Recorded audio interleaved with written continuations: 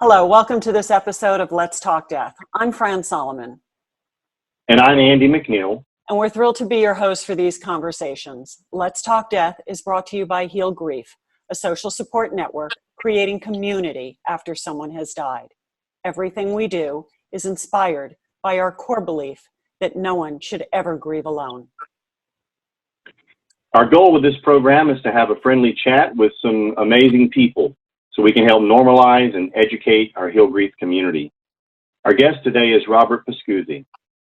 In a decade, Robert went from having no money in the bank, actually paying his mortgage with a credit card, to starting and building a 401k management division from $0 to more than $2.5 billion in assets under management. While being a partner and director of the corporate retirement plan division at Creative Planning in Leawood, Kansas, Robert's division oversaw more than 1,500 corporate-sponsored retirement plans with more than 100,000 plan participants.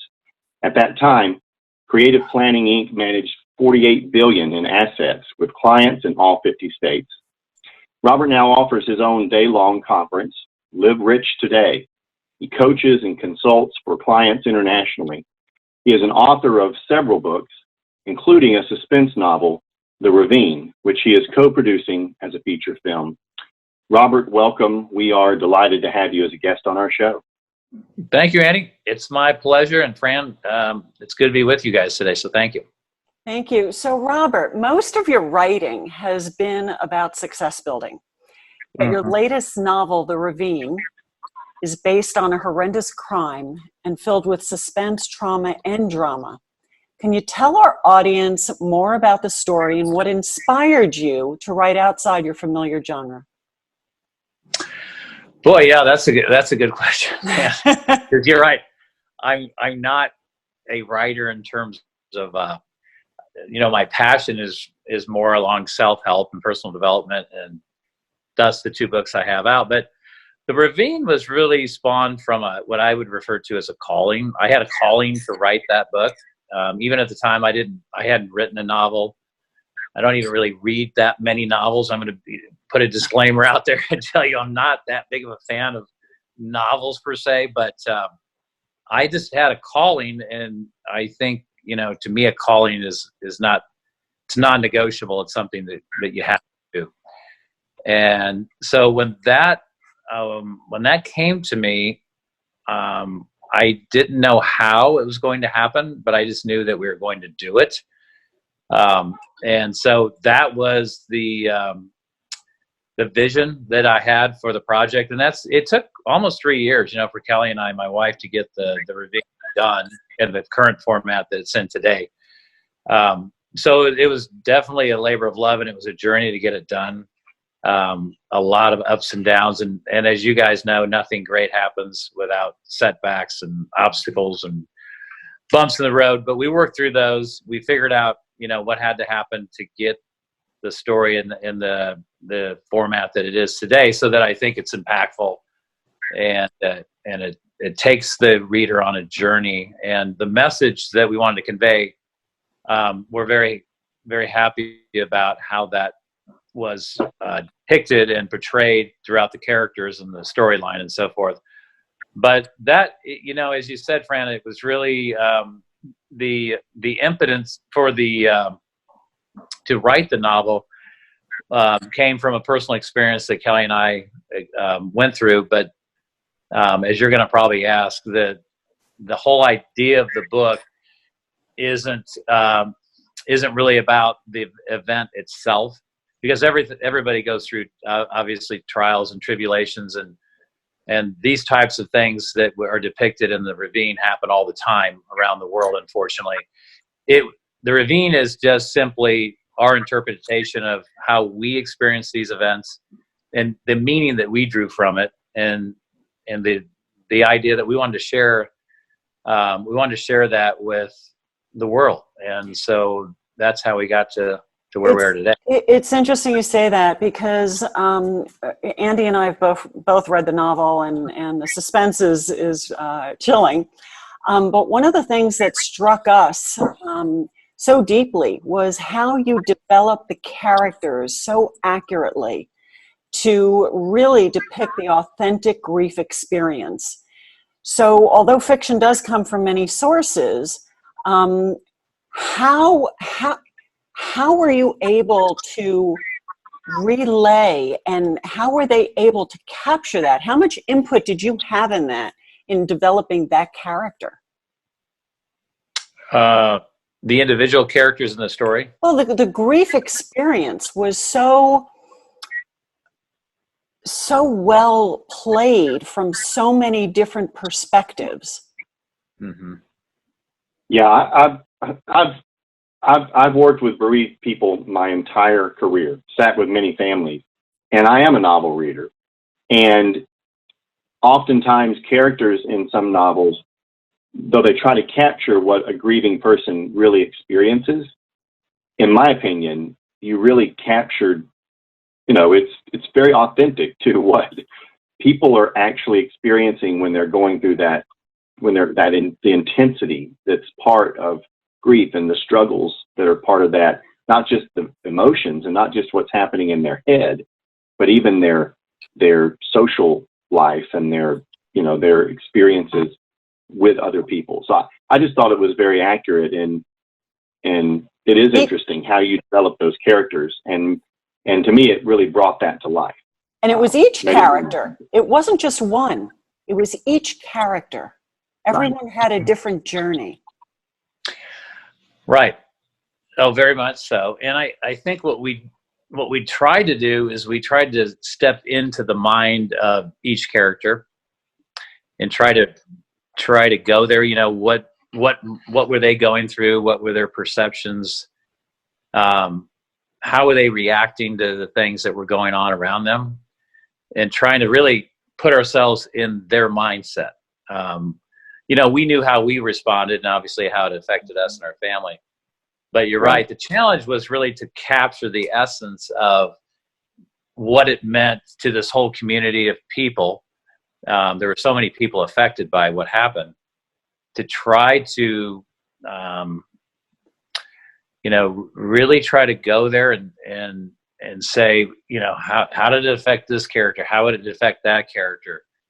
And I think through the collaboration that Kelly and I had on the whole process along the way, I think, and again, there's a part of this whole story that I maybe Kelly had brought out, but I really feel like we were guided with a lot of this, because looking back now and looking at the novel and saying, you know what, we wrote an amazing book here, and I had never even written a novel, and we ended up with something like this. It's very evident to us that we were being guided and led, and there were a lot of situations where we didn't really know what to do with the book, or how to, finish this chapter, or how to say this. Here's a concept or an idea we want to bring home, but we're not really sure how to depict it through the characters. I think that's what you're asking. And just no matter where we were in that process, it came, the right guidance came. And that's all I can really say. Sometimes you just, looking back, I kind of marvel at, how did we get there? And that's what I go to is, there is a creative force moving to and through all of us at all times. And we were able to capture that and mold that. And over the course of 3 years, with a lot of back and forth and so forth, but really come up with what we thought accurately depicted what went on. And again, it's not so much, trying to depict the real life characters per se, but to say in general, how would somebody in this situation, this character or that character, how would they maybe see, what lens are they looking through at that? And I'm sure that... Yeah, go ahead, Fran. I'm sure the pick of the actors had a great part in that, because I would suspect that they have their own grief experience that they were able to pour into their role. I mean, it was incredible, and you have an incredible cast. Oh, thank you. And I think you're right. I mean, every actor, they all did a fantastic job, and I sincerely mean that. I really, again, I feel like this whole project has just been guided from the very beginning. it's been a long journey. I mean, this didn't happen overnight. But it's so gratifying now to look back, and it's that old Steve Jobs quote. He said that you can't connect the dots looking forward, you can only connect them looking back.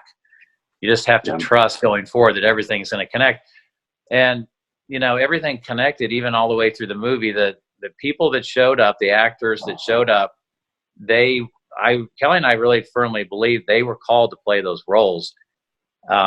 When we saw what they were bringing to each character, from Terry Polo to Eric Dane and Peter Fasinelli. I mean, they all did a fantastic job, and they were able to step into those characters. I mean, phenomenally well. I mean, it kind of blew us away. Actually, it really did. It was beyond. It actually, in most situations, most of the scenes that we cut, it far exceeded what I even hoped for. So that tells you how excited we are to see the movie coming together now, because it's coming, and it's coming strong, and it's really going to be a powerful movie and message. Yeah, so hope plays an essential role in the healing after tragedy in the film.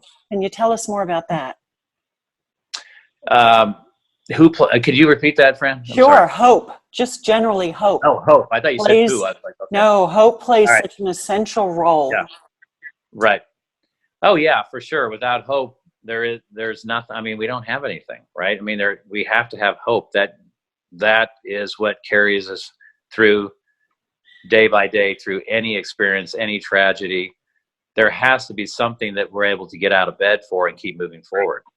And that's what, when this real life experience happened in our lives, when we sat down to start this project of writing the book, that was our hope, was the hope that the message that would be conveyed in this book at the end, if it could help one family not have to go through what we went through, then it would all be worth it. So that was our hope. And that was also, I think, that was the inspiration to keep going, was that as we journeyed through that process, we became aware that no, it wasn't going to just be one or two families. It was going to be a lot of people. And so that was, I think that was the hope that we had, is that the message in this book brings relief. It brings hope. It brings restoration. It brings forgiveness, and even inclusion.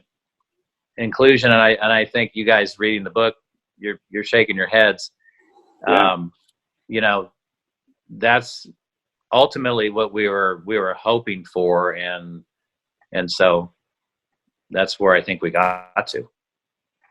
One of the things that sticks out to me, even as I read the book, I was actually in flight, and when I was reading the book, and I found myself, the people next to me were probably like, who is this guy and what is he doing? Because I was on an emotional roller coaster as I'm reading this book, and I know they had to be going like, this guy's going from crying to laughing to, but yeah, it was really the state of it. But I will say this, the one thing about when we reach out, when we take on a project like this or whatever it might be that we're going to do to attempt to bring hope to other people, it just brings hope right back to us, I guess is what I'm getting at. And there's a clear message in the book on that very thing, that, what we put out to other people, certainly we get in return ourselves. But just in hearing you even describe that, by doing something and giving this as a gift to people to bring them hope, how much it helps us just in our own journey in life. And we end up getting some sort of a hope out of it ourselves. Yeah. Yeah. I think there's a couple universal laws that were embedded in the story. Obviously, one is cause and effect. What we send out has an equal and often expansive reaction back towards us. So it's kind of that boomerang theory. Yeah. And then there's another law that just says, it's the law of opposites, which decrees that whenever something is bad and very bad, that means there's an equal and opposite positive, and a very, very strong or large, enormous positive. And that's what we focused on with this message, is how can we, how can we take something that was so tragic and dark at the time and turn it into something positive? And if you look and you ask the right questions, there's always a way to do that. And every tragedy, even the things we're going through right now, something positive. I don't know what it is. I don't know why we're going through what we're going through as a nation and a world today, but something positive will come out of this. And because it's so negative right now, it's so tragic, but and that's how we got through the ravine, is we didn't know any other way to go forward. Otherwise, the meaning would have been, tragedy, something horrendous. And we just wanted to go in that space and say, how can we take this and turn it into something positive? When do you have an anticipated date for completion? Well, we're getting close to being done with the movie itself. We're in the process of attaching the composer, and so we're getting close there. And then we're going to take it out and see where we go with it from there. So we're hopeful that the movie will be released at the end of 2020, at the end of this year. Great. And meanwhile, until then, I do hope our viewers are going to read the book and have great anticipation for the film. Thank you. I appreciate it, Fran. Andy. So Robert, we only have a few minutes left, but we like to, at some point, if there are people listening who want to connect with you or your work or the book or the film, how might they do that? Sure. They can go to the website, theravine.info. So that's the website for the movie and the book, theravine.info. They can follow on Instagram at the Ravine Movie. That's on Instagram at the Ravine Movie. And then they can go to Amazon. The book is on Amazon if they want to purchase. There's an audio book. There is the paperback, and there's the ebook as well on Amazon. Great. And great read, really, for our audience. Great read. Thank you. Robert, we want to thank you so much for being our guest here at Let's Talk Death and for sharing your journey and the story behind your book. It's my pleasure, Fran. Thank you. And Andy, thank you. I really enjoyed it. Great. Okay. And we also want to thank those who joined us for this episode of Let's Talk Death. If you would like to learn more about Heal Grief, please visit us at healgrief.org. At healgrief.org, you can learn more about all the programs and resources of Heal Grief, including our national network of support for grieving young adults called Actively Moving Forward. Make sure to sign up on healgrief.org to receive our newsletter for links to future episodes of Let's Talk Death. And again, thank you for joining us, and we'll see you next time on Let's Talk Death.